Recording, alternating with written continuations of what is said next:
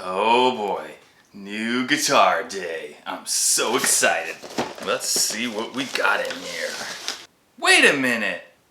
This isn't a Charvel.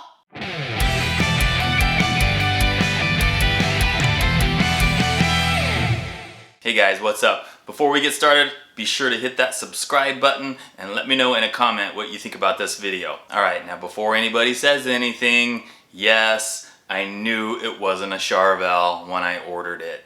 I got this guitar on eBay a few months ago, and you've probably seen some of the sort of Charvel-like guitars that they have on there. They have some in green, orange, black, white, like this one, and they all look pretty similar to this one. Most of them have two humbuckers, and some of them have a reverse headstock, and they're all right around the price range of like $150 or so. And I'd seen them on there for a while, and I was a little bit curious about them. So when this one came up at $99 with free shipping, I was like, it's probably not going to be very good. Maybe, maybe not. But for 99 bucks, I decided I'm going to give it a shot. So I ordered it. A few days later, it arrived at my house.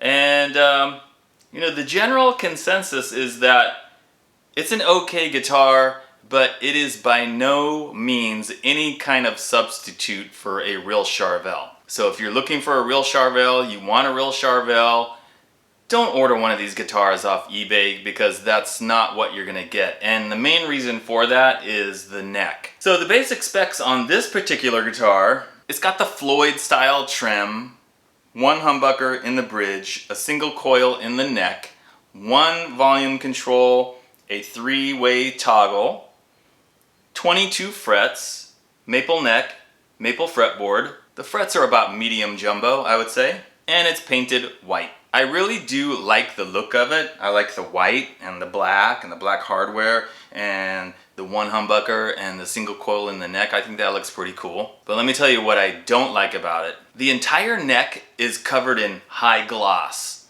The back of the neck, the fretboard, the headstock, the whole thing is high gloss, and I really don't like high gloss. I don't like the way it looks. I don't like especially the way it feels on my hand. It gets sticky. I like all of my neck to be unfinished or have a light satin finish. So you're not getting that with this. And then the neck profile. It's too chunky. It's too thick. It's not like a Charvel neck. It doesn't have that thin C shape or D shape. It's just kind of got like a standard neck profile that I'm starting to see on a lot of budget level guitars coming from China, which is what this is. Also, the headstock. The headstock is a little bit like bigger than a normal Fender or Charvel headstock, so they didn't quite get that right, or they just didn't care, I don't know. And as far as the bridge goes, it has a really cheap Floyd knockoff, which is pretty typical on these really budget guitars coming from China. Now, normally in these videos, guys, I would do a playing demo. I would play the guitar, I would do some shredding or whatever.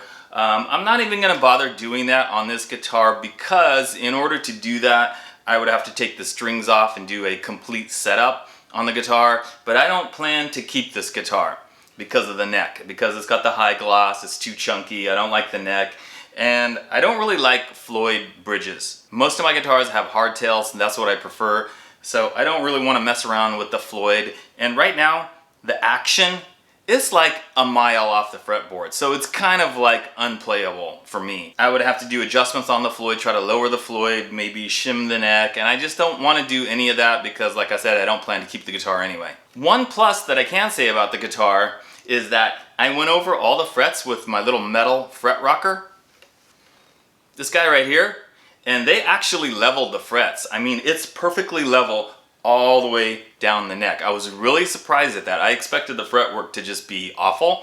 And then the edges, no sharp edges. So that's pretty surprising too.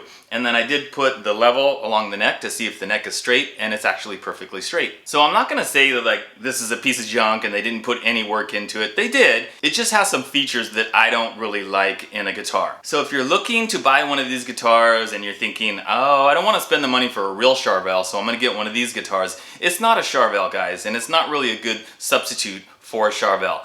Now that doesn't mean that it's a horrible guitar and that it's not playable, but just know what you're getting, especially in regards to the neck. The body itself is pretty good. The paint is good, the finish is good. And if you're okay with a chunkier neck profile and you're okay with the high gloss, then this could be a good deal for you. I'm gonna caution you that if you're thinking like, I'm gonna buy one of these, I'm gonna strip it down, I'm gonna get a used Charvel neck from eBay and then reassemble the whole thing. If you're thinking about doing something like that, make sure you get out your calculator and add everything up, because I think it will probably be cheaper for you to just buy a used Charvel. That's it, guys. All right, thanks for watching, and I'll see you in the next video.